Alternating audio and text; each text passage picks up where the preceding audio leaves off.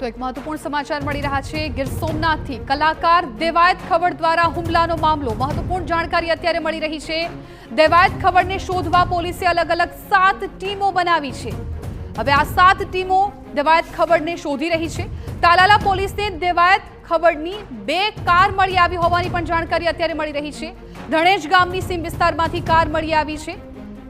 મહત્વપૂર્ણ છે કે દેવાયત ખવડ પર અમદાવાદના યુવક પર હુમલો કરવાનો આરોપ છે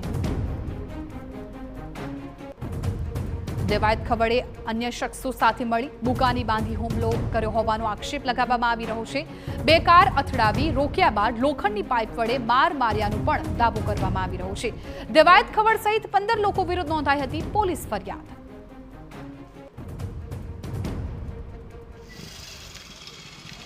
તો કલાકાર દેવાયત ખવડ દ્વારા હુમલાનો આ મામલો કે જેમાં હવે પોલીસ છે તપાસ કરી રહી છે દેવાયત ખવડને શોધવા માટે પોલીસે અલગ અલગ 7 ટીમો બનાવી છે અલગ અલગ દિશામાં અત્યારે તપાસ શરૂ કરી દેવામાં આવી છે ખાસ તો સીસીટીવી ટેકનિકલ સર્વેલન્સ અને ટેકનિકલ સોર્સના આધારે પોલીસ અત્યારે તપાસ કરી રહી છે